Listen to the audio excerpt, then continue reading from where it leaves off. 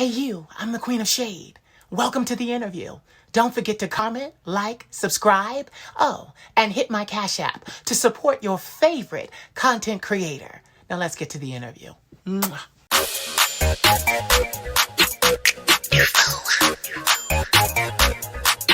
Queen of Shade. Let me tell you something. You're a bougie bitch and your mama is too. Said you're a bougie bitch and your mama is too. You're a bougie bitch and your mama is too. Said you're a bougie bitch and your mama is too. Salutations, Stufos. This is your fabulous little the Queen of Shade coming to you with another special presentation. Moving full speed ahead. Getting to talk to, introduce you to, and learn new people, new things about people. I have truly decided that the world is a beautiful place with so many beautiful people in it. And my next guest that you absolutely have to meet is a part of that community that helps to make the world beautiful, helps to make us look our best. So I'm going to do a little bit of reading because he deserves it. And then we're going to go from there. Marcus Geeter is a celebrity makeup artist, author, and television beauty contributor. Here we go.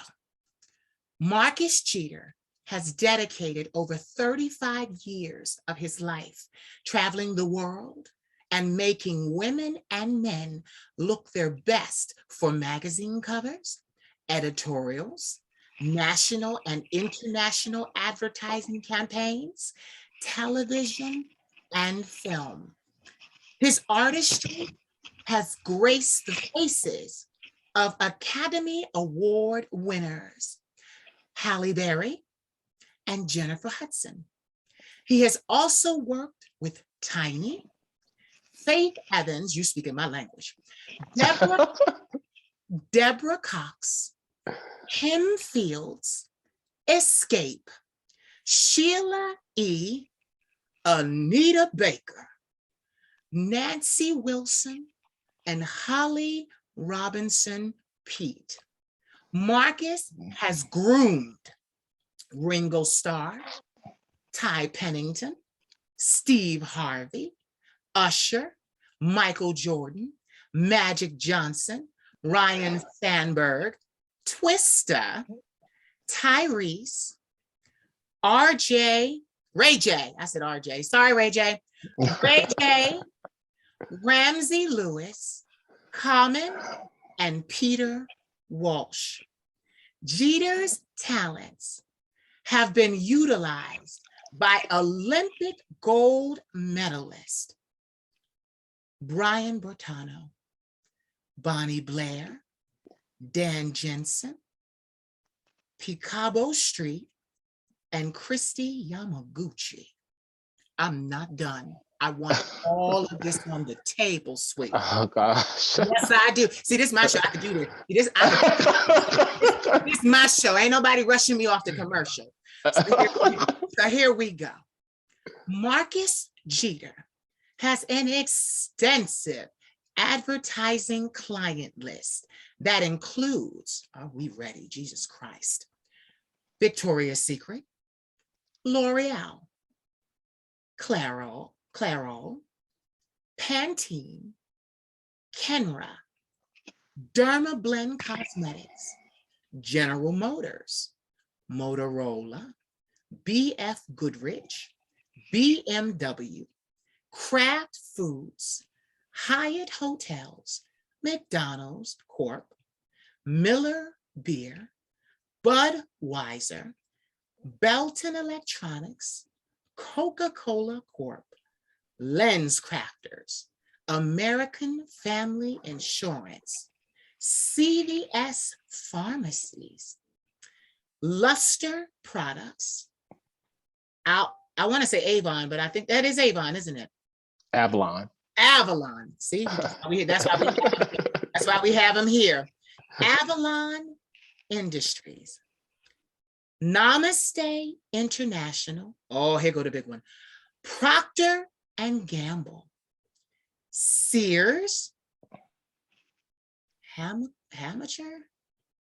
How am I saying? Yes. Okay, what's Yes. Amateur? Okay, she can read. Yeah. Cancer Treatment Centers of America, Crate and Barrel. Oh, I used to love that store. Walmart, Kmart, Major, Ace Hardware, Walgreens, Rite Aid, Unilever, Medela, Curves, and Quaker Oats companies. Personal Creations, PNC Bank, Chase Bank, Fifth Third Bank, and Bissell. And I'm not done. I want everybody to know who this darling spirit is. So I'm not done. Here we go. I just had to catch my breath. Here we go. Marcus's artists have graced the advertising pages. Oh, I almost fell out. I'm sorry. Of Vogue, Bizarre, and Essence magazines, and the covers and editorial pages of Martha Stewart Living, Ebony, Women's Day, Sophisticated Black Hair, Twist, Mohair, Brunei, Amina, Brides Noir, North Shore, Diva, Shape, Working Mother, Complete Woman, Woman's World, People, and Men's Vogue magazines. I'm not done. I'm not done. I'm having fun and I'm not done. Here we go. Salon Sense magazine named Marcus as one of the top 50 beauty professionals in the US in 2004, 5, and 6. He also is the recipient of the 2011 Darker Horse Creative Vanguard Award for his contributions to the beauty business. Now, these are in quotations. Giving of yourself is very important, states Geeter. He has volunteered his time to Lawrence Hall Youth Service, Inner Voice, Women's Shelter, Illinois Eye Bank, and University of Illinois Division of Specialized Care for Children. He has supported the fight against breast cancer by being a guest speaker for Looking Good and Feeling Good. Yes, we can. And Namaste Breast Cancer Symposium. Marcus also served on the board of directors of the Animal Assistance Fund, a nonprofit organization adding no-kill shelters to the community. Marcus Geeter has appeared on NBC5 Morning Show, WGN Midday News, WGN Evening News, WCIU TV, BET, as well as being an on-camera host for EBQ TV. He has a regular guest beauty grooming contributor. He was a regular guest beauty grooming contributor to ABC 7 morning shows in Chicago for 8 years, as well as a spokesman for the CVS pharmacy, Guy Isles and Gillette. He is currently the host of Beauty Therapy Sundays on his YouTube channel. Marcus Geeter the makeup therapist, where he dishes makeup and beauty tips as well as secrets. I'm not done. This, let me tell you something. I love doing this. Well, I'll tell you in a second. Marcus has contributed to Cosmopolitan, Complete Woman, Sophisticated Hairstyles, and Care Guide, and today's Chicago Women's Magazines, as well as the Post Tribune and Chicago Tribune. He is the former beauty editor of Rare Form magazine, as well as BlackWomansHealth.com. Geeter is an author of a critically acclaimed inspirational book, Mending Bridges.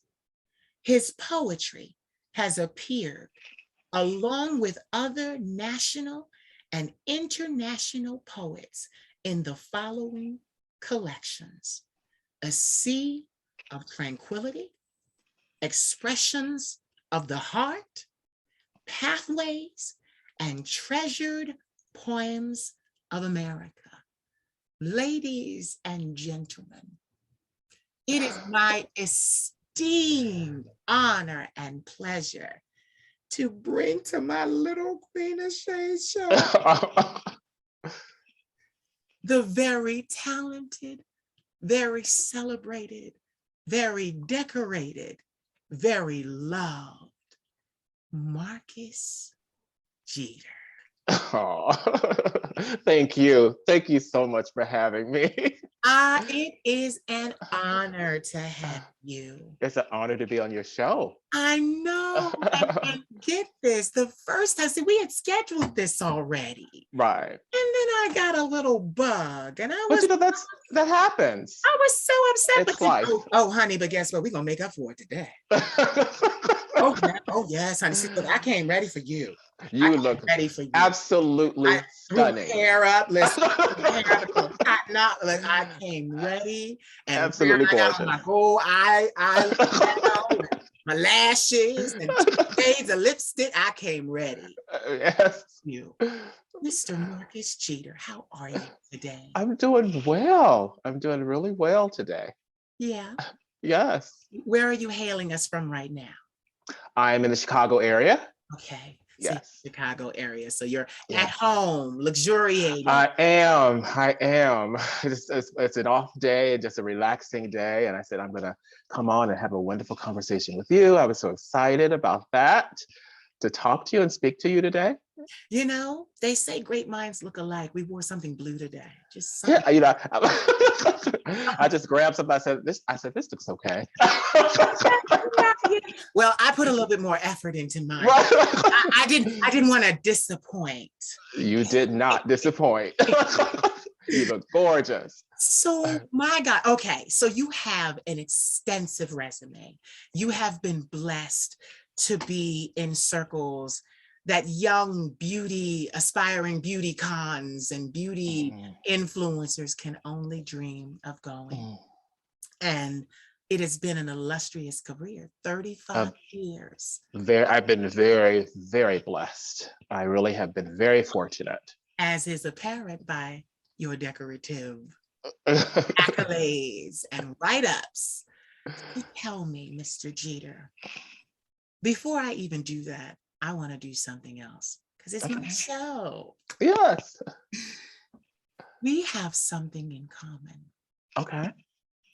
And you're probably going to be shocked, but we have something in common. Or should I say we have someone in common.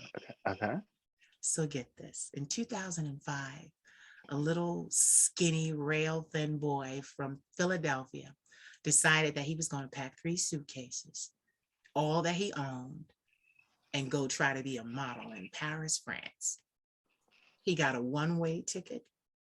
He got there, and he didn't have this. And it was very difficult to get my foot in the door, but I kept trying. I was there 6 months. I made a mistake, an egregious mistake on my part, because I had been seen by a little known reputable modeling agency. I won't call their name. They're still Okay. there. And I made the mistake of going to them twice. And the second time I went to them, after I had been rejected the first time, they decided to light into me in a way that I have never been lit into in my life. They decided to berate and belittle me in a way that I have since 2005 when I went, never had anyone ever do that to me in that manner ever again. But that's not the story. I thanked them for their time. I did not cry in front of them. I shook everybody's hand. I walked out of there as a professional. I got in the elevator and I lost it. Yeah. I lost it. And I came downstairs crying, and I had micro braids at that time. I didn't do much. I had micro braids. So I turn around and I'm crying, and a lady, a young Black woman, saw me from across the street in the boutique. And in through my tears, trying to get myself together so I could go to the next agency, she saw me and I caught her eye, and she said, come to me. So I crossed the street and I went into this beautiful French boutique. And she said to me, "You're so beautiful. I saw you here the other day." I said, and then because I was already in a state, I said, "I came all the way from America on a one-way ticket to do fashion, and these people don't want me, and I don't know what I'm gonna do because I can't get home." Oh. Yeah. And she said to me, "You're very brave." She said, "I don't know too many people that would have packed up and went to a foreign land at a chance to get a job." Because that's all fashion is a job. People, Exactly. yeah, Exactly. people look at the glitz and glam. No, baby. It's a job. Yeah, it's a job. It's a job. And you're really signing up to be the lowest member in the room, because everybody sitting can afford to be there and buy the clothes. You're a hanger. These people are so vain. They want to see their clothes moving before they decide to purchase. But that's neither here nor there. Right. So she said to me, she said, "I believe that I have someone that can help you. He might help you." And I said, "Really?" And she said, "Yeah." She said, and she knew it by heart, the number, starts with plus 33. Right. So she would plus 33 in the numbers. And she said, "Call this number and maybe my friend can help you." So I thanked her for her time. I canceled going to any of the rest of the agencies for that day. And I went home to my friend's flat and I made a phone call. Do you know who picked up the other end of that phone? Ernest Collins. Yes, he did. Yes. The late, great Ernest Collins. Yes, he Yes. Yes. He scheduled a meeting with me for the next day. And we sat and talked. I could not afford for him to shoot me. Yeah. I didn't have it. And he said to me, "Marcus, after talking with me," because even at 22, I had this wisdom. Right. Yeah. He said to me, "I want you to go home and I want you to get a pair of blue jeans, a white t-shirt, a white button down, and a pair of black trousers." He says, "And I want you to return tomorrow." I said, "Mr. Collins, I do not have a way to pay you." Mr. Collins said to me, "Sweetheart, I didn't ask you about that." Wow. It gets even deeper. He said, "One day you are going to be famous. So I'm doing this for me because I need your photo in my book when you make it." And the next day I came and he gave me one of the most commercial shots of me I have ever received. Yeah. And I got signed to 3 modeling agencies in one day because of it. Wow. He was so talented. Wasn't and so kind. Yes. And he launched the careers of so many people, including my own. Yeah, I know. He was one of my mentors. Yes. He touched the lives of so many people in our industry, in the beauty industry, in the fashion industry. He really did. he and I became friends. Yeah. And every time we were out and I had my long braids and I was all Mhm. thin because, I was eating very less. I was eating light. Yeah. I was 22. Yeah. Every time a man stopped us on the street and looked at me, Ernest would say, Escolita.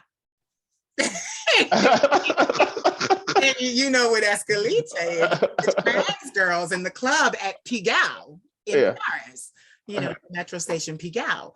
But and they would go, oh, Uh, yeah, every time a man stopped and looked at me weird, he would go, Escolita. And I loved it because the friend that I was staying with that I had met said, this, like, he's famous. Like, my friend knew. He's famous. yeah, he was very, very, very well known Yeah, internationally and yeah, living in Paris. Yes, he was yeah, very, very famous. Yeah. yes.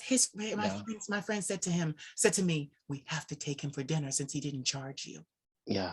So we took him to a beautiful sit-down dinner and Yes. ate and talked, and they drank. Yeah. I didn't drink. Right. But Right. and they talked, and literally, he was one of the closest friends I had in Paris. Yeah. Yeah. Was there.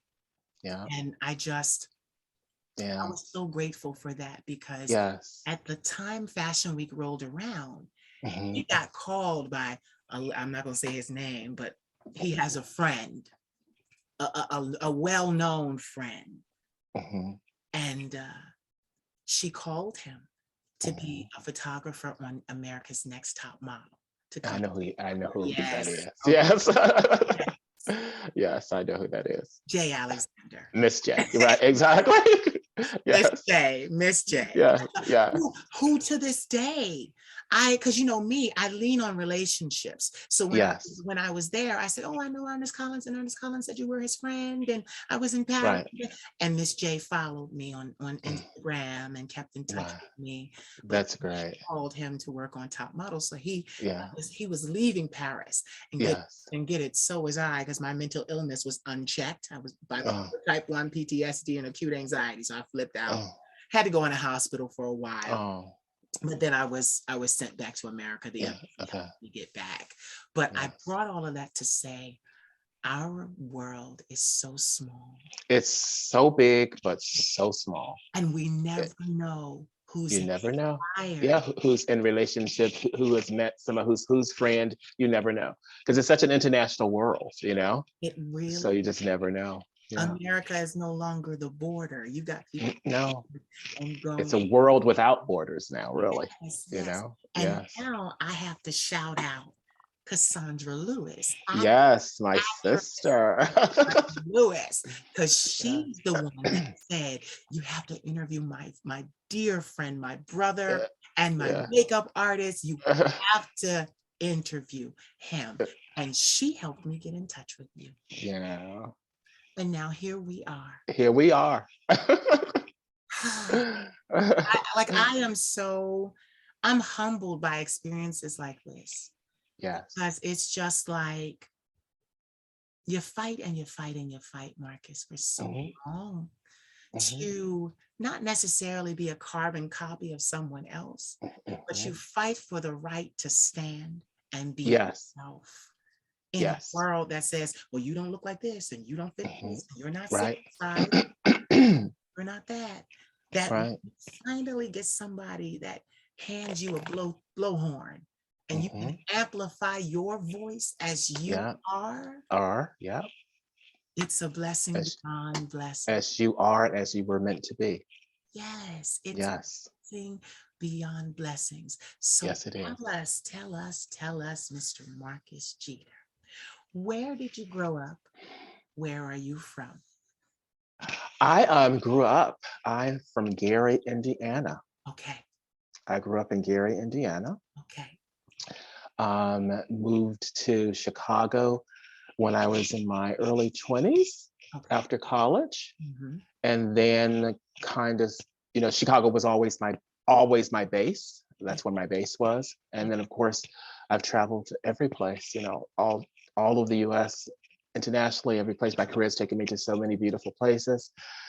It has been a dream, really. It's been such a blessing. Yeah. I didn't expect to have this kind of career. I started out, when I went to college, I started out as a computer programming major. Yes. because at that particular time, everybody was pushing, that arena because that was the future, and it is the future. We're here already, right? Yeah. So I was growing up, I was always involved in theater and dance, and I took piano lessons and voice lessons and all of those things. But I knew when I went to college, since my dad was paying for it, Mr. Geeter does not play. So he's like, if I'm paying, I think you want to rethink that. Yeah. So, Yeah. so I started as a computer program major and realized very quickly that I didn't think that way. I was analytical, Yeah. but not in that way. Yeah. And I needed to position myself in something that was more creative. Yeah. So I switched my major to marketing and fashion, which was totally the right thing for me to do. And then, of course, stayed unofficially involved in the theater department at school. Yeah. So I was still involved in dance and still involved in theater, started taking makeup classes in order to really help with, being a backstage person, help with the productions we were doing. I wanted to know more about that kind of thing. Yeah. Then, of course, I said, well, let me take some special effects classes, not thinking that this is gonna, not thinking that this, not even thinking a career. I'm thinking I'm gonna be an art director, work at Leo Burnett for the rest of my life, right? Yeah. So anyway, took some special effects classes, kept kind of learning more about makeup, more about the makeup business. I met Bert Emanuel, the late Bert Emanuel, who was very successful makeup artist in Chicago. We became very, very good friends. He saw something, he saw talent in me. He helped me learn more about, the art of makeup. He actually is the person who put my first makeup kit together for me as a gift. Wow. How sweet is that? Wow. And so I started doing that. A friend of mine who was an actress asked me to do her makeup. She was doing headshots with a photographer in Chicago named Dan DuVernay, who I actually still work with to this day. Wow. Amazing, incredible Dan DuVernay. Wow. So we went to his studio. I did her makeup. He did photos of her, and he kept calling me and asking me to do other people. So I was like, okay, this is cool. I'll do that. I'm in college, I'm making my little coin on the side. Yes. And then that same friend was going to an event, and she said, Marcus, can you do my makeup for me? And I said, yeah, she's one of my best friends, so I did her makeup. So she went to a store called L.S. Ayres in Indiana. It was sort of like Marshall Fields, the Marshall Fields of Indiana. She went to the store, and she was walking through the cosmetic department, and a woman that she knew, saw her and said, oh my God, you look so pretty. You did such a pretty job on your makeup. She goes, well, I didn't do it. My friend did it. And she said, well, who is this friend? And she told her who I was and gave her my phone number. And all of a sudden I get a call to come in. So I go into the store. They hired me as the resident makeup artist for the store. Wow. So I got all of this training, at the beginning of my career. Yeah. And then decided, after college, I said, well, I'm working with these new photographers. They're starting, I'm starting, but I'm still not thinking that this is going to be a career. I'm just trying something, you know what I mean? And so going with the feeling that I had. So I continued to do that, graduated from college. My dad was a little confused. He's very practical. He's a Capricorn man, so he's very, very practical. So he's like, I don't understand. And my father, is now he's 94 years old. He's almost 100 years old. Wow. So, he's from a whole different era, of thinking. You know what I'm saying? So he's like, you grow up, you get a job, you go to college, you get a job. He's not about the theater and the entertainment. He knew nothing about that. Right. So anyway, I said, Dad, this is something that I want to try. Yeah. I said, I just want to see where this goes. It's something I really want to try. And so being the kind man that he is, he said, okay, look, you do this, I will help you for 6 months financially if you need me. If you need me, I will help you. Right. So I said, okay, Dad, I so appreciate that. I'm if this doesn't work out, I'll head out to the ad agency to try to get a job at the ad agencies, right? So anyway, so I hit the pavement running. I full steam ahead, kept meeting new photographers, started meeting advertising people, met Ernest Collins, who was just invaluable, a plethora of knowledge about the business. He was one of my mentors. I met Reggie Wells, the great Reggie Wells, who was one of my mentors. All of these people helped me. I was doing assistant work for them. And then after about 3-4 months, I felt confident. And I said, Dad, I don't need your help anymore. I think I can do this. Yeah.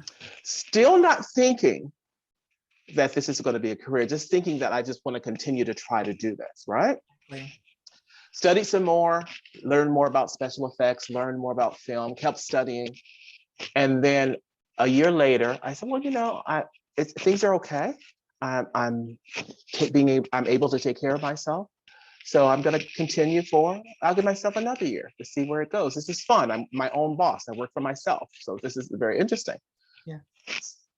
Over almost 40 years later. Oh my God. I am still here, never became an art director, even though I've done some art direction in my career.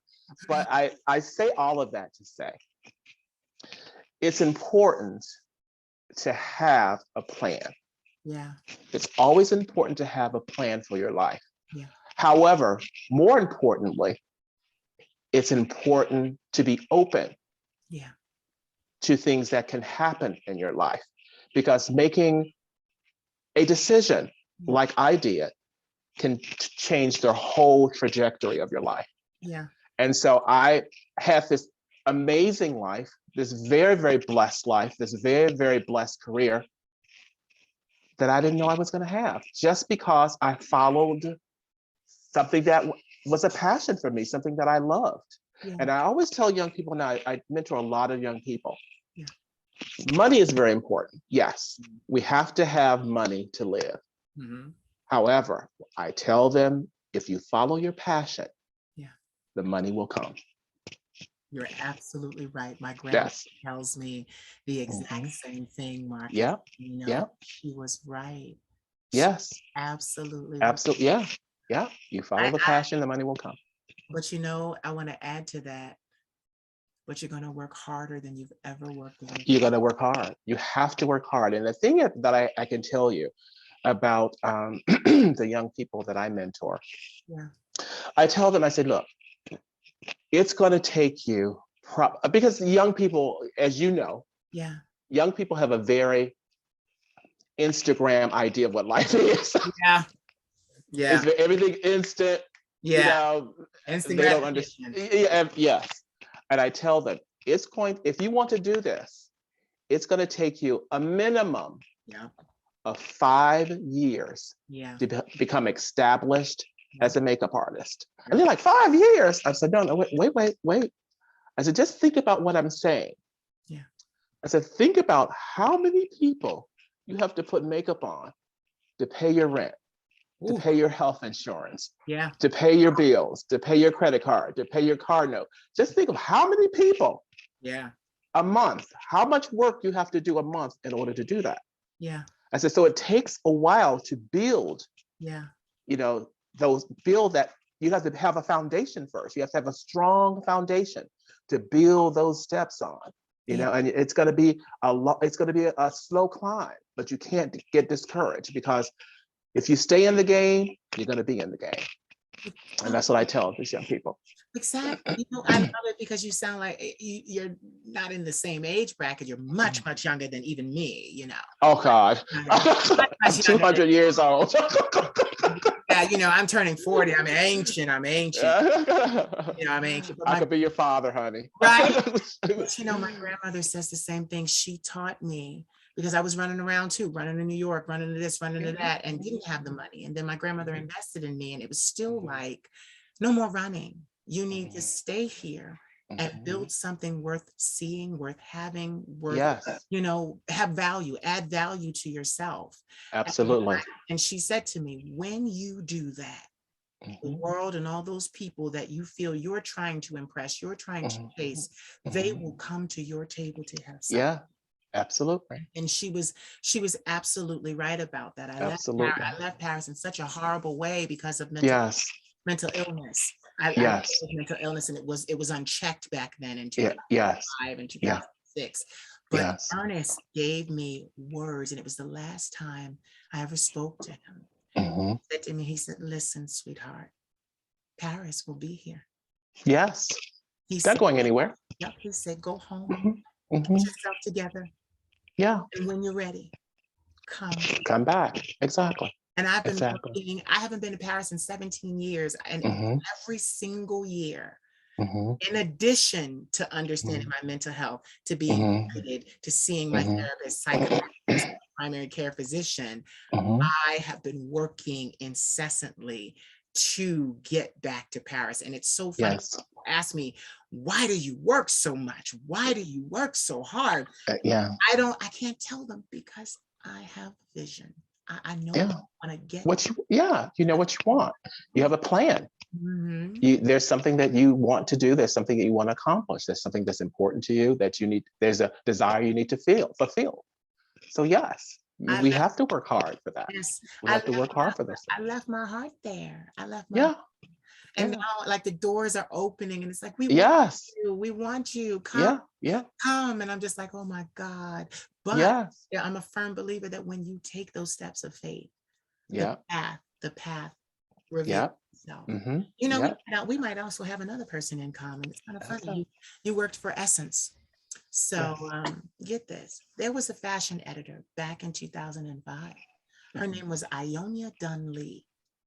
I know that name. I don't know if I don't know if I worked with her because I Mhm. worked with Nikki. What Mm. was her name? Nikki. I can't remember her name right now. Um, I used to work with Nikki. I remember her name Okay. Nikki back in the day. But Oh, I know that name for sure. no, Yeah. Ionia. Yeah. Yeah. I met Ionia in Paris. And Oh. she said to me, now mind you, I come all the way to Paris, and she tells me you'd be a terrific freelance fashion journalist because you can write Oh. and you've Yes. seen so many shows. So she put that in my head. But Yes. she left me with it. She said to me, you've got to use every skill and every talent that you possess to arise a respected opinion in this business. Mhm. That's what she said. Be about the business of using Yes. everything. Be about the business. And Right. she's right, Marcus. I Mhm. use everything, the kitchen sink. I use Yes. everything. There's a kitchen sink somewhere around in this. Yeah. Right. I Yeah. swear in You this have to dress, the use kitchen it. sink is up somewhere up under this dress. Yes. Yeah. Use Yeah. You have to use it. everything. And it's just, my God, to Mhm. be able to sit here and talk to people that have had such illustrious careers. And I'm going to say this, you've been where I'm trying to go. Wow. And that's the respect that I have. It's like Thank you. listen and glean and learn, damn it. Mhm. You know, these young people out here, they want to move so fast. It's like, no, no, no, no. Slow down, baby. Like India Irie says, slow down. You're going too fast. Uh-oh, your mic went out. Mic went out. What I do is, yeah. What I do is I tell the young people, Mhm. because everybody wants to be, I want to be a celebrity makeup artist. I want to be a celebrity. Okay. And I say, okay, because they have such an instant idea of what we do. Yeah.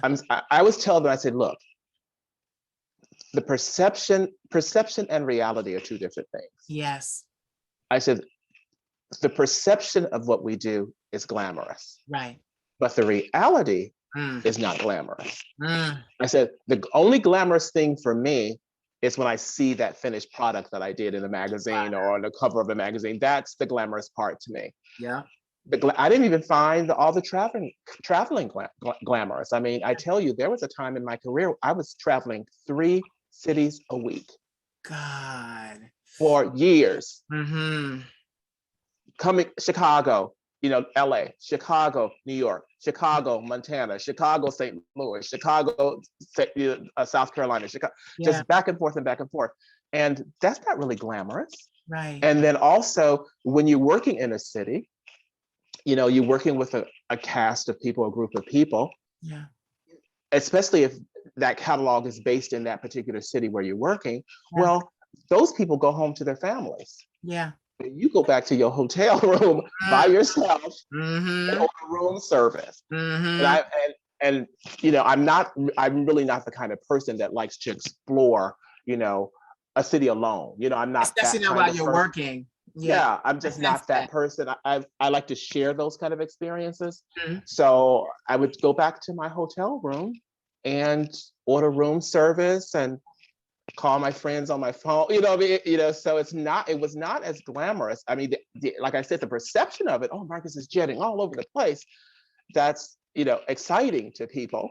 Yeah. But it was hard work. I Yeah. mean, I'm telling you, I would literally wake up sometime and not remember what city I was in. I was like, where Yeah. am I? I Yeah. had to look at my planner to say what Yeah. city I was in. You know what I'm saying? It's like, because Yeah. you know, you're traveling so much, Yeah. you know, that you forget. And so I also tell these young people, I said, in regards, you know, going back again, in regards to being a celebrity makeup artist, Yeah. I tell them, I said, look, that should be a part Yeah. of what you do, Yeah. but that should not be all of what you do, because what happens is that sometimes celebrities can be fickle Yep. and they want to move in a different direction. So if Right. you're working for someone exclusively and they decide to move in a different direction, now you have no income. Right. Right. And then they say, oh, I never thought about that. You know, Yeah. right. I said, so those are the things you have to think about. I said, so in order to be successful in this business, Yeah. you have to make sure that you have many, many, many streams of income Yeah. in regards to what you do. So you should do makeup for film, for Yeah. television, for Yeah. print. You should have private clients, Yeah. uh, do weddings, Yeah. do makeup lessons, Yeah. everything that you could do related to makeup. Mm-hmm. And then you're gonna have a really, really successful career, and you're going to be able to take care of yourself. You know what? You're speaking my language right now, because that was the thing. I started, you know, it was fashion. Then people kept saying to me when I would speak, because I hated my voice only because of the bullying in the inner city when I first started. So like, and it resonates, especially when I'm in spaces with great acoustics, but I'm a singer. Mhm, mhm. So turn around and I would take and try to hide my voice. And I remember No. people hearing it and they would be Mm. like, you can do so many things. Mhm. You have a great voice, Yeah, beautiful voice. thank you. I know that now. I do. Mhm, And get it. It's kind of like fashion. When you are being groomed, because people don't realize that there's a grooming that has to occur in all of these mhm, fields. When you're mhm. being groomed to be a fashion model, you're not told that you're beautiful. Right. You're told that you're a striking canvas, that there's something unique about the bone structure of your face, but Mhm, really they break you down to your lowest mm. possible representation. And Yes. then they pile on what they want. The hair, Yep. makeup, Right. every Right. the ensemble, Mhm, everything. mhm, But mhm. when you show up basically a skeleton with skin, Yes. you A know? hanger. Yeah. Exactly. And that's Yeah. what people don't understand. And here in A America, blank canvas. A it, blank canvas. Yeah. that's it, and I mean completely a Yes. blank canvas. So they can create Mm-hmm. what they want, their Whatever vision. yep, whatever Yeah, they what their want vision. on it. Exactly. And you Exactly. know, I find myself still doing that. Like when Mhm, I'm outside, I don't go out like this. This is for mhm, work. And it mhm, also gives that part of me that's been cross-dressing since I was 8, it gives mhm. it somewhere to exist and belong. But Yes. when I come out of this, I'm a bald head, I'm a clean swept face, Yes. you know, sweatpants. I am a blank can't you would never know walking Yeah. past me Mhm. who I was. But Yes. I notice now because of social media, Mhm. people see you in all your forms that you show them. Yes. So now Right. they know the bald head. They know, and then they Yes. listen for the voice. And then Mhm. it's like, oh, okay, we know exactly who you are. And Right. you know, that part of it, I don't want to say this because I don't want to make my fans upset, but that part of it I could really do without. Mhm. I like Marcus, I don't think, and I'm so glad we're having this conversation, and I'm just going to be so candid. I Mhm. don't think that the people that aspire to do the things that we have even done, you are way ahead. You have done, oh God. And even with me, I don't think they really understand the level of sacrifice. A lot of sacrifice. A Yeah. lot of sacrifice comes with Yeah. having a career. Yeah. I mean, I sacrificed relationships, I was gonna say, romantic relationships. I don't have those. Yeah. Yeah, I sacrificed that because people were like, you, so someone told me once, you're like dodging a moving train. You know what I mean? It's like I can never grab you because you're always gone. Yeah. You know, so It's like, you sacrifice things. I said, nothing in this world, yeah. nothing in this world that you gain, Mhm. you gain nothing without a price tag to it. There's a price for everything Can you say that again, that you do. please? Yeah, nothing that you gain in this world you get without paying a price for it. There's a price for everything. Mm-hmm. Yeah, there's a price for success. There's a Mm-hmm. price for that. Yeah. Mm-hmm. So And you know, I've been, and you know what's so crazy, Marcus? I've been paying those prices for years now. Mhm, Years before I was even this. My family split because they were so upset that I was the best horse in the race. They all wanted to be entertainers, but I was kind of the best horse in the race. And my grandmother got behind me. And you know, she was a teacher, an educator. She was yeah, right. good with money, but Yes. that was her whole retirement pension. Yeah. Oh wow. She like literally, I remember the day she took me to the bank and I'm like, why are we here? And she's like, we're here for your dream. And she said, you know, and this is the thing, my grandmother wasn't one of those people that just supported dreams. I studied for 2 to 3 years before she gave it to me, plus all of the other years of going to Paris, of going Right, exactly. to Barbizon and learning, you know, right, exactly. things, so that I was ready and had done my research. And she takes me to the bank and she's like, she withdrew her retirement IRA and handed it to me. And The love of a grandmother. the bank was flipping out because they're like, you're closing your account. You want it all? She's like, yes, I want it all. And I even looked at her and said, I don't think I can do it. And she looked at me and she said, if you keep doing what you are doing, you'll do it. You'll do it. And I love that about her because she took it from fantasy and made it a reality. Reality, yes, absolutely. She said, absolutely. as long as you keep doing what you're doing, will. And I double timed it. I sped it up. Like I just started working to the point where we live in a split level home. I have the upstairs and my grandmother's downstairs, and the cat kind of floats between. Yeah. But she said to me, I think maybe a year ago, she said, I never knew that we would live in the same house and I would never see you. And when she said that to me, I realized how much work I was doing. So every morning, now mind you, I lay down real late. I get up late, 10, 11, you know, and I also take medication for bipolar disorder that helps with sleep. Yeah, right. Because I'd never sleep. I'd be manic all the time. Right. So I get up and I make it a business that before I start my day, I cook her food, I make her coffee. You connect with her, right? Yes, I have to go and I see about her. And she says to me, she thanks me for that, but she says to me, now go do what you need to do. Right. But isn't it a blessing that she was a blessing to you? Yeah. And now you are a blessing to her. Exactly. And that's what life is about, right? And what I love is I'm just getting started. Yes. This lady has never seen the south of France, the Riviera. I gotta make sure this lady, she turning 75 in October, she gotta see. Yeah. Yes. I gotta see the Riviera. Yeah. Right. Right. Yes. But I will say this though. One thing that experience, and honestly, people don't understand. They say, oh, well, you went to Paris and you failed and you had to come home. No, you didn't fail. No. You didn't fail. I learned so much about myself and about the business that when I came back, I left my heart there. I buried my heart there and then came back without my heart. And then literally every year after was to get back there. Was to get back there. Right. And I always tell people, the only way you fail is if you don't learn a lesson from an experience. Then you failed. If you have learned a lesson from an experience that you have had, you have not failed. Exactly. Because what is failure? All of our lives, there is no right and wrong decision. There Mhm. are decisions and consequences. Now, Mhm. a decision can go in your favor or it can go Mhm. in the favor of the universe. So Right. you have to understand that.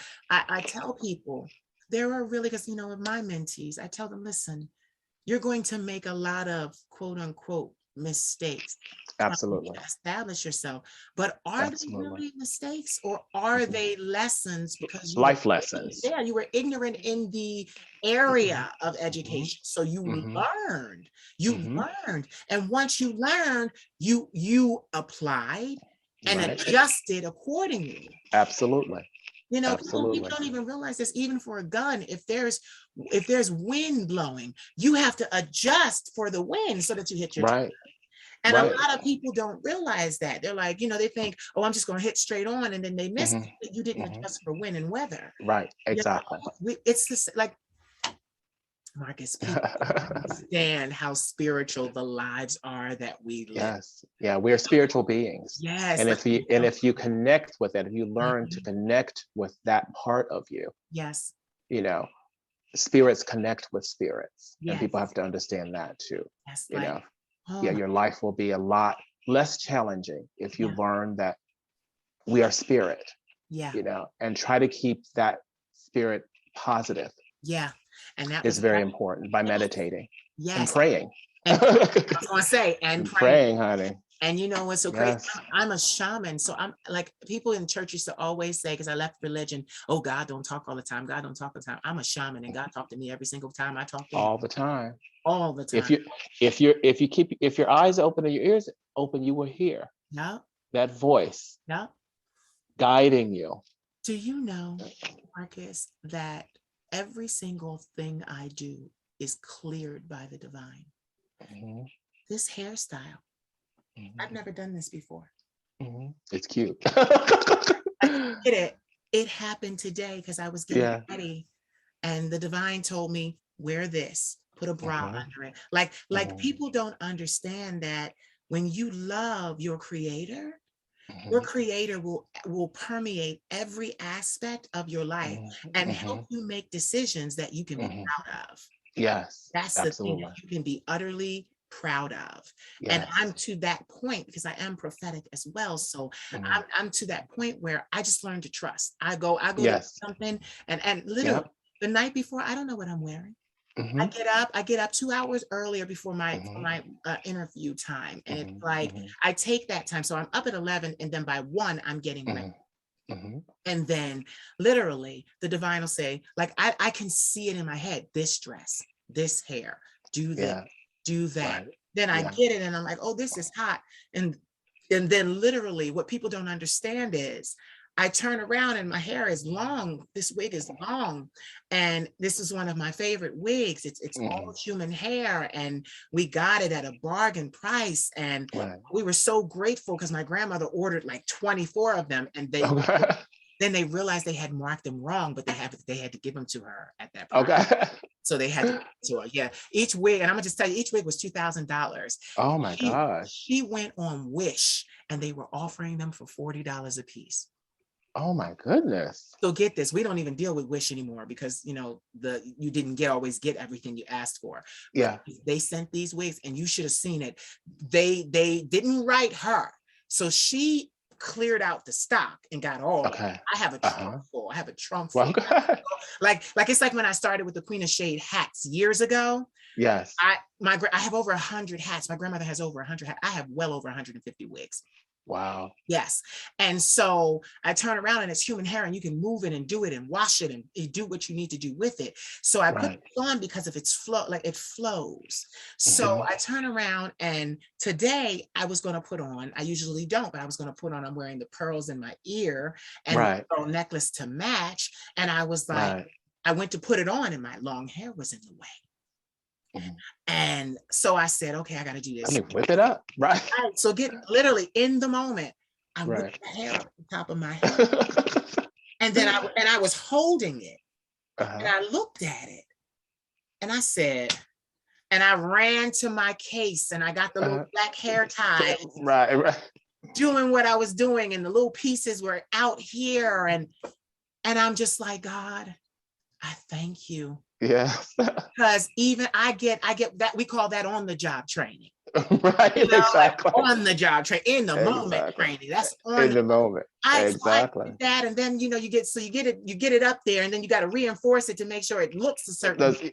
So right. I'm adding more hair ties, and I'm just like, and I go downstairs, and my grandmother looks at me, and she says, she shakes her head because she knows God told you to do that. And she looks at me and she's like, are you ready? I told her, I said, yes, today I have 2 very large interviews that I have to do, and I'm ready. And get this, she says to me, remember, they respect you because of who you are. Who you are, yeah. Great achievements are their great achievements. Yeah. But it does not diminish who you are.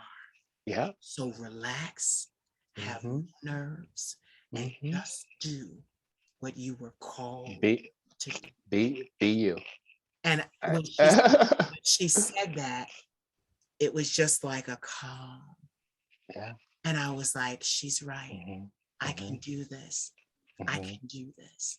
And I came to this camera and I did it. So listen, I want to segue a little bit. COVID kind of put a damper on us traveling because I'm scared to death to travel. I had COVID in January. Oh, you did? Okay. I had gotten the vaccine and everything. My nephew was living with us at that time, and his girlfriend, and they were working at a store, and there was an outbreak there. And we were closed in. But they brought it here. Home, yes. My grandmother and I contracted it, and I watched her like a dog, like a hawk, I mean. And I was sick as a dog. That's what I wanted to say. And it was the worst. So I just make sure. So they since moved out. So I tell them, don't you come back and visit. Come back and visit. Come back with a hazmat suit on if you come up in here, right? Well, that hazmat suit like Naomi did in Miss Campbell. She had that whole hazmat suit on. Exactly. Like, listen, I'm like, don't come over here, don't visit us, don't call us. Exactly. FaceTime us. Okay.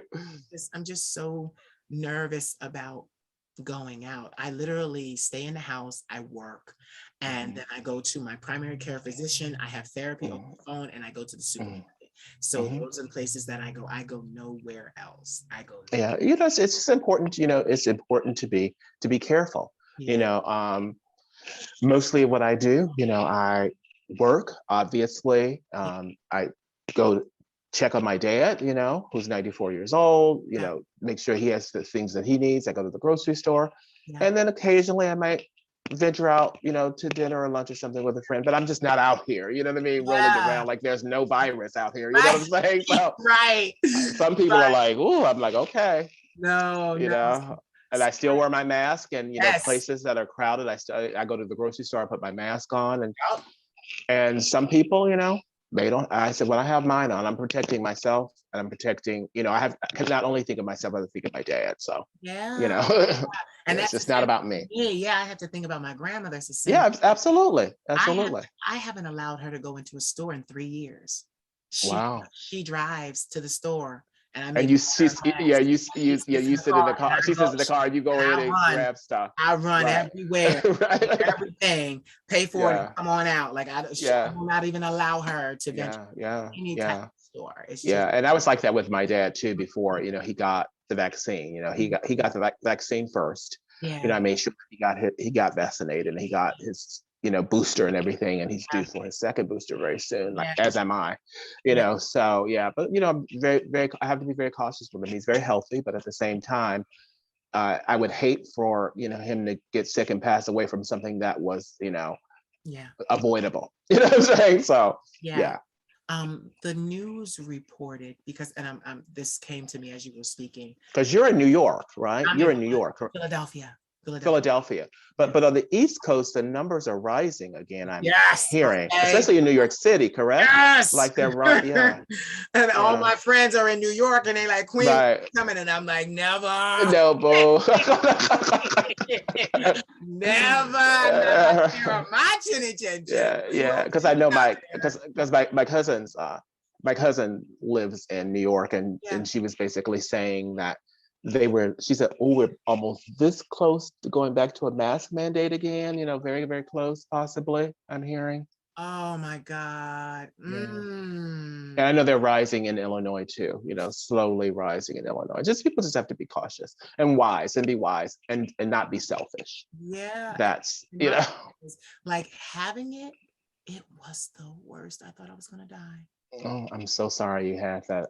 I'm so fortunate that I did not contract it, and neither did my dad so far. Knocking on wood so far.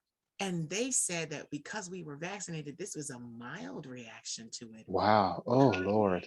Like my one girlfriend in New York, she sent me a notice of these lung cleanse pills. They were all herbal. Herbal? Okay. And it was called lung detox, and it comes in a white bottle with a blue tab on it, and you can take it. So it was draining and drying up all mucus. Okay. And it was all natural, and you took 2 pills in the morning. And it was so good. Like I had a lot of help because that's good. You can't have the queen and the queen mother died. No. I was like, no, but I did.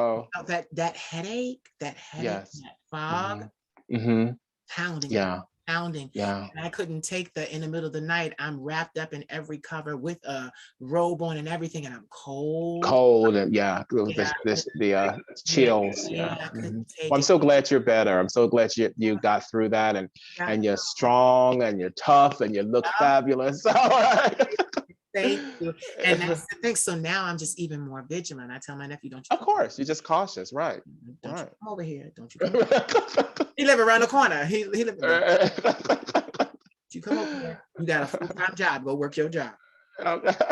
Your job. Don't come over here. Because it's just like, we got to be so cautious. But yes, the reason why I brought that up is because I wanted to know, where was the last international place that you had traveled? It's been a while. The last place was Prague. Oh, yes. Okay. I was in the Czech Republic, which is a beautiful, beautiful, beautiful city. Yeah. They call it Golden Prague, because it's stunning, and really, I was surprised that it wasn't really affected by, the communism when that was going on, that it wasn't destroyed or anything. It's a beautiful, beautiful city. Yeah. I enjoyed that very much. Do you know, I never got to see it, but I got a yes from a modeling agency in Prague.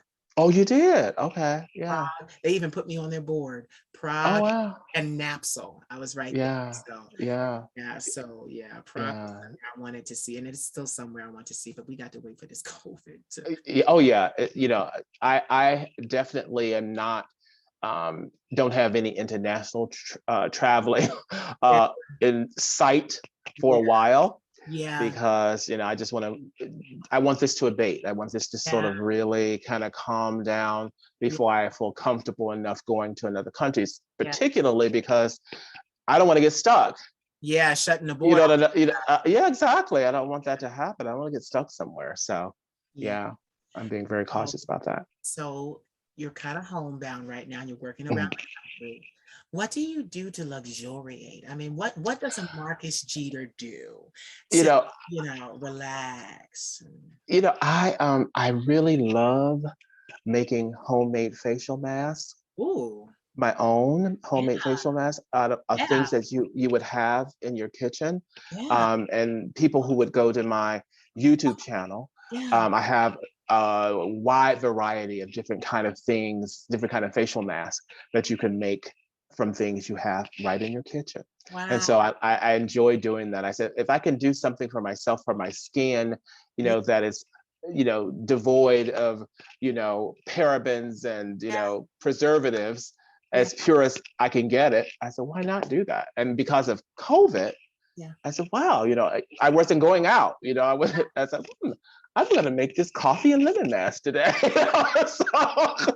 And see how that works, So yes, I enjoy doing that a lot. I do meditate when I'm at home, but I just, because of my professional life, and when I say this, when I say it's so big, and when I say big, I mean busy. Yeah. You know, when I come home, I like to, you know, Yeah. and I'm also that person, you know, I don't, I'm people, young people who have met me have said this to me. They said, Marcus, you know, you are so different than I thought you were going to be. They Mm. said, you are so nice and so down to earth and so down to earth. And so I said, look, I said, you have to remember, makeup artistry is what I do. Yeah. It's not who I am. Ding dong. Right there. Right there. Put a Yeah. pin in it. I said, Marcus is totally different Totally than his different. career.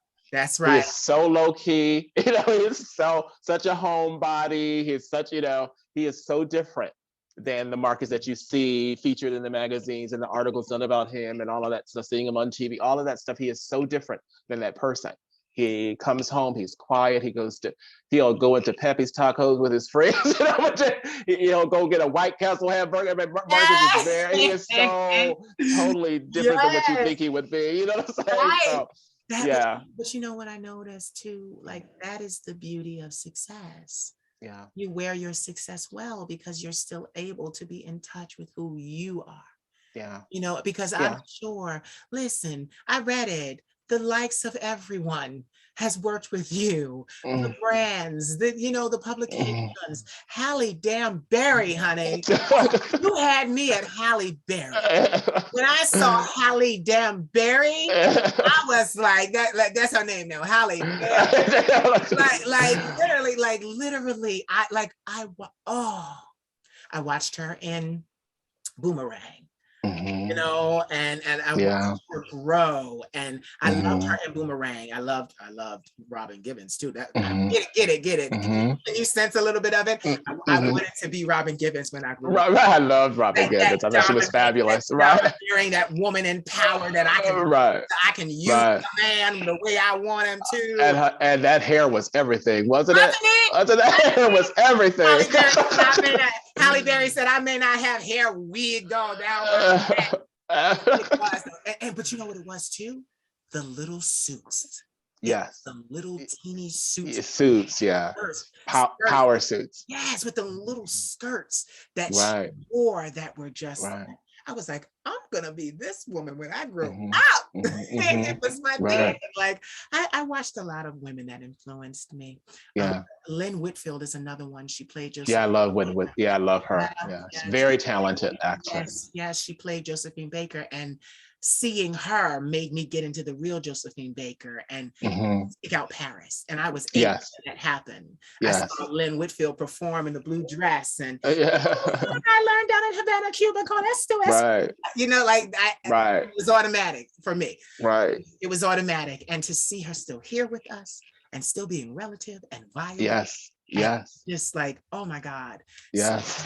So I know you don't have any favorites, but who would you say? Because I'm not even. I gotta be careful how I phrase this, because all of your clients are your. Yeah, all of my clients. Yes, all of your clients. We don't want any kind of misconceptions here. Right. But who stuck out to you and was the most memorable? Because they're all nice, but because of their humility, because I know, because the stars are all humble. I want to say that right. Okay. Yes. But there are some people that you just meet, and it's just like, because for me, I've seen what has been publicized about Halle, and I'm just like, I remember when she wore a Black designer's gown to the Academy Awards, where she won an Oscar. She was very adamant about wearing a Black designer. So you see that kind of.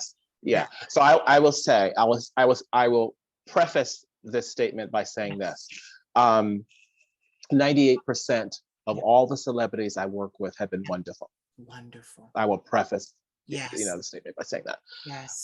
I can say I'll give you two experiences that I had with celebrities. All of them, like I said, all of them, have been really sweet, but these things, well, three stand out. One was when I was working with Ringo Starr. Okay. I mean, can you get any bigger than the Beatles? You know what I mean? Come on, it's like, exactly. I was waiting, so I got quiet. So I was, and then actually I was also working with Sheila E. that day as well, who was just the sweetest person. Yeah. in the world. I absolutely love her. Yeah. So I got a call to do Ringo, Yeah. and I was booked to do him for half day. Yeah. They were traveling. Ringo starred in the All Star Band. Yeah. So anyway, got them done. Yeah. I wanted to check in and say, well, let me just, I'm scheduled to this particular time. Let me check to make sure that you guys are okay. Yeah. Yeah. And then he says, Marcus, there's a chef downstairs. Why don't you go downstairs and let him make you anything you want for lunch? I mean, before you leave, just go down and just go and have a wonderful lunch. And so myself and the hair person, we went downstairs to the theater, and the chef made us a beautiful, beautiful lunch. And we came back, and then of course I'm one of those conscientious sort of makeup people. So I said, well, let me check you guys again. You know what I mean? Make sure everything's okay. And he goes, Marcus, do you have anything to do? And I said, no, I don't have anything to do. He said, do you want to sit in the audience and watch us rehearse? And so I said, can we? He goes, yeah, goes out there. I love your manners. I love your manners. Yes. And he said, yeah. So myself and the hair person, we're in the audience by ourselves with the security people. We're just watching them rehearse, and like a private show, right? A little private thing. Right. And so anyway, and so he says, well, if you don't have anything to do tonight, you don't have anywhere to go. I said, I don't have any kids, I don't have a partner. Yes, I don't have animals, I don't have roaches, I don't have nothing. So I said, I could stay. He goes, well, why don't you sit on the stage with us during the performance? Oh. So myself and the hair person, we're on the side of the stage doing the performance with him and she, and we're just having a wonderful time. And so this, as the evening ends, the security part, they had turned off all the lights because we just kind of stayed until people kind of cleared out the theater. Yeah. So he said, well, they said we're gonna have the security people walk you guys out to your cars. Yeah. And so we were walking toward the back of the theater, and he goes, hey, Marcus. He ran himself. Yes. And said, thank you so much for being here today. You did such a beautiful job. Oh. And this is my point about this. When you have been blessed, yes, and you have been given everything that you prayed for. Yes. You've been given all the success that you want. Yes. Why do you have to be an asshole? Right. There's no need. Right. Because you've been blessed with everything that you want. Right. And so that, he's such an amazing human being. And then I worked quite a bit with Holly Robinson Pete. So I love her too. I love her. Yeah, she is exactly who she is. The way you see she is, that's who she is. She's so sweet. Mm-hmm. So we're in a suite, her suite, and there's a hair person doing her hair, I'm doing her makeup, and we're just talking. She's such a down to earth, sweet, kind person. Yes. And so I said, we were talking about that very thing. Oh, wow. I said, look at us. I said, we are in this beautiful suite. You've ordered pizza, girl, for us, because she's very maternal. She goes, you guys hungry? I ordered pizza. She's like that. And so we were all, just kind of working and gabbing and talking. And I said, how fortunate are we to be here and be able to make a living? Yes. Doing what we love. Yes. I said, that is a blessing. And she goes, you're absolutely right, Mark. She says, but a lot of people don't see it that way. Yeah. She was right. You were right when you said that. You were right when you said that. Yeah. That's what they don't see. They don't see that they feel like we're privileged. They feel like we're spoiled. We're mean and And I wanted to put a pin in something you said and I'm going to quote you, when you have been given all the blessing and all the success that you have ever wanted, why would you be mean? And yes. I realized, because I have somebody in Hollywood that's been mean to me for 15 years and has done things to try to sabotage my career. But you just helped me to realize, because I was already getting over it. I have people now to kind of catch them. Mm-hmm. So buffer stuff. But what I realize is when a person is mean and nasty to you, It's because they don't have all the success that they want. Yeah. And Don't, it's insecurity. It's yeah, insecurity yeah, because you don't have to, if you are comfortable with who you are, you won't have, and if you truly love yourself, now yeah, this is the key. If yes, you truly love yourself, you don't yes. have to hate anybody else Anyone, not a soul, not a soul. And because you're so comfortable with who you are that's what and you has, love yourself. this is what has blessed me to be Mhm, able to do this, because mhm, you get people, oh well, you don't have amount of the crazy numbers and this is that and the mhm, other, how are you mhm, getting to speak to so many people and mhm, prominent people? And it's like, well, for 6 years of my life I dedicated it to Instagram mhm, exclusively, mhm, and people know what kind of person I am. They mhm, know mhm, what kind of power is in my mhm, ability to give mhm, healing through words. mhm. So everybody's saying yes. Even Yes. people that have said not right now, they're like, listen, I'm traveling, but when I'm done traveling, Mhm. it's on. And Yes.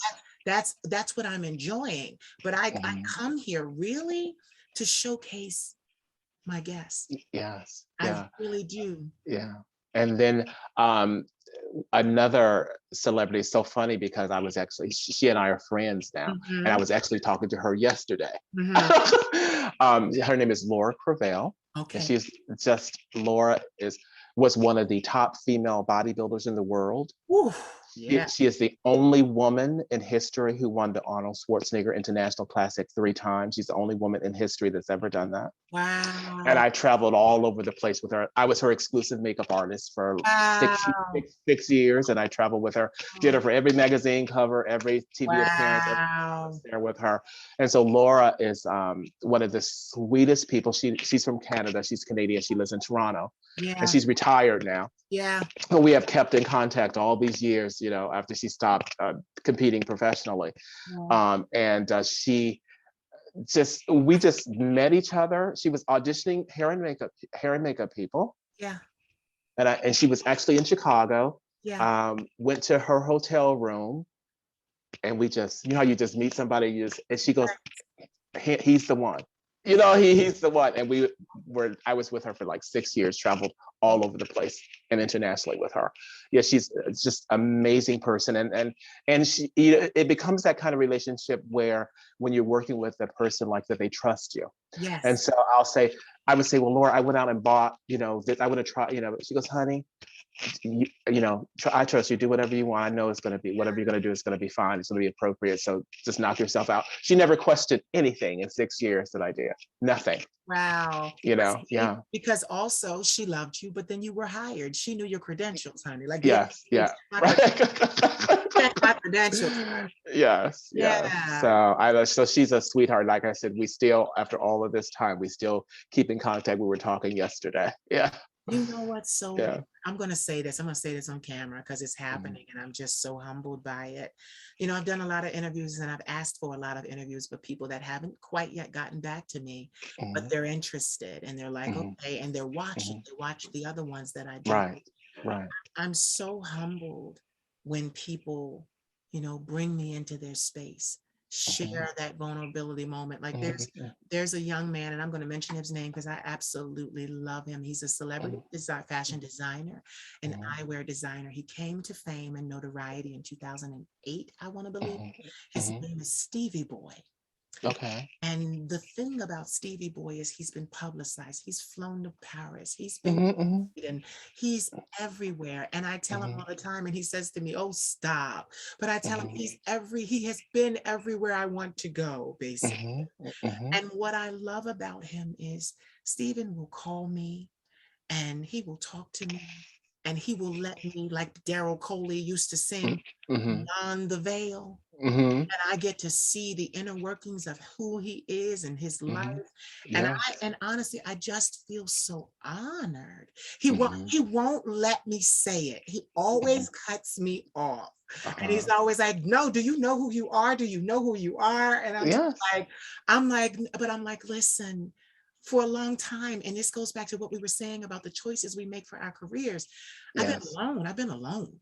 I've been Mhm. alone a long time. Mhm. There Mhm. were a lot of sacrifices I had to make. My Yes. my best girlfriend lives in the same city as me, and I haven't seen her in 5 years. I haven't seen her in 5 years. And it's like, it's so, not even seeing my best friend, like I said, that lives with here for 5 years. These sacrifices require so much of us.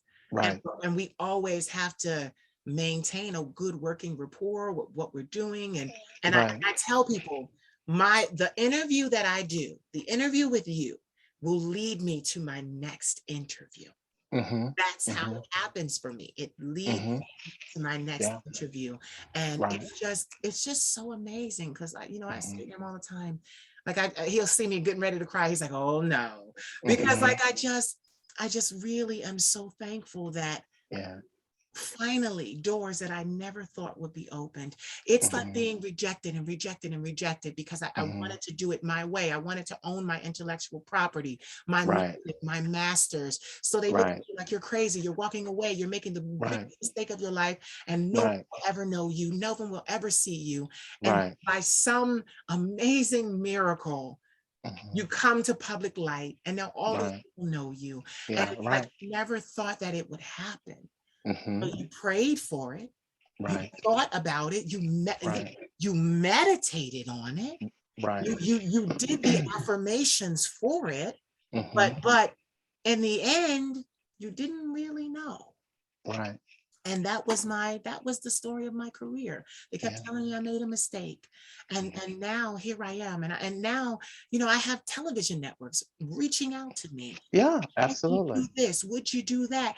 And I flipped out on one. I tried to but I'm the type of person where I need to feel safe when I work. Yes, of course. Yeah, you need to be in a safe environment. It's got to be on my terms, because this I'm comfortable with, but I'm not comfortable outside like this. Of course, I understand. So Yeah, it has to be really safe. There has to be security, and it has to be that.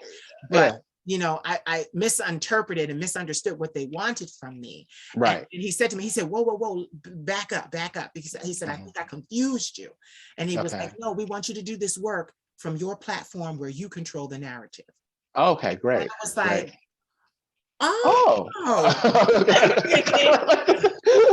And he made it very clear to me. He said, sweetheart, we came to you.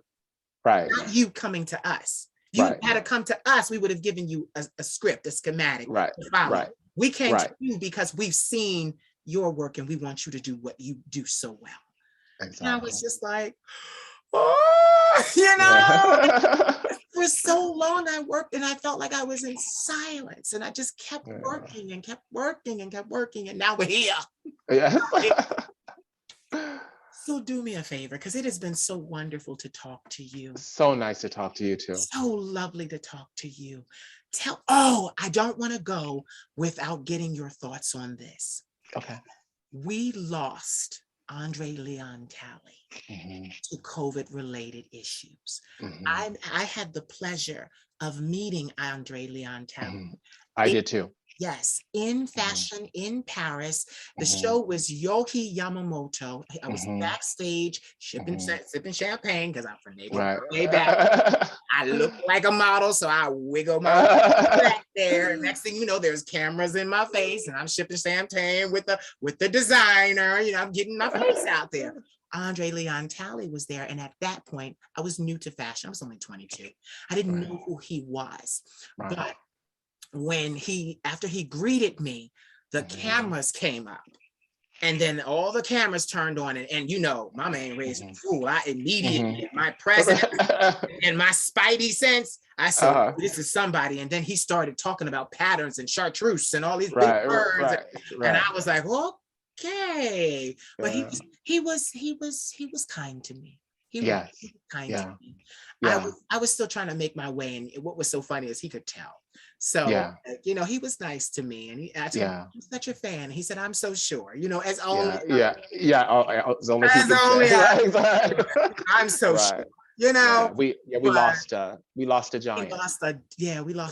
giant. I wanted to get some of your, if you knew him, and get some of your thoughts on that. I had just met him at a Burberry show. Yes. And we spoke very briefly, and he was, very nice, but we lost a giant. It's a big hole in the fashion industry, because he definitely was a very important, a very integral part of fashion. Yeah. in fashion history. Yeah. Yeah. So. So yeah, that Mhm. was what I wanted Yeah. to get from you Mhm. on that. Because Yes. my God. So give me 3 words that empower and inspire you. Love, Mm-hmm. acceptance, Mm-hmm. faith. Yes. Yes. Wonderful. Mhm. Empowering and affirming words. Mhm. Now tell everyone where they can find you on social media. On Instagram, it's Marcus, MARCUS _Geeter, GEETER. On Facebook, it's Marcus Geeter Beauty. Mhm. Twitter is Marcus Geeter. LinkedIn is Marcus Jeter. Mhm. TikTok, Marcus Jeter too. I just started TikTok, as you know. Uh-huh. I just Yeah, started that TikTok. The that's young where we people are met. like, Marcus, you gotta have TikTok. You gotta have TikTok. So they're That's where training we me up, met. That's where Right, we met. exactly. We met Yes. there. And then of course my YouTube channel is Marcus Jeter, the makeup therapist. Thank you so much for being with us today. And Thank you so much for having me. I really enjoyed speaking with you. You're such a sweetheart, and you have such an incredible spirit. I watch your show, and I just absolutely love what you're doing. And I wish you so much success. And I just want to tell you this before we leave: yes, God is not through with you yet. Hold that. you're trying to make me cry. He's not. He's not through. And all of those things, all of those dreams Yeah. that you want, all of those dreams that you're going to achieve, He is going to give to you. Thank you. Okay. Look at me run Yeah. my makeup. And that is the truth. And Thank you just hold that I will. and believe that. Okay. Yes. Yes. Don't go anywhere. Ladies and gentlemen, you have heard the vocal stylings, makeup and beauty extraordinaire, Marcus Jeter. Say goodbye to the people, but don't go anywhere. Thank you so much. Bye, everybody. Thank you so much. So did you enjoy? I hope you did. Please like, comment, subscribe, share, and don't forget to cash at me at the Queen of Shade. I am your favorite content creator, right? Right. You want to see more of this content, right? Right. Cash at me. I love you. Mwah. I've got my black stilettos on. Don't you make me take them off. I'm assuming first position. Gonna show you I'm a boss. I've been given 60 seconds just to put my thing down. I'll have you wanting my stilettos by the time I turn around.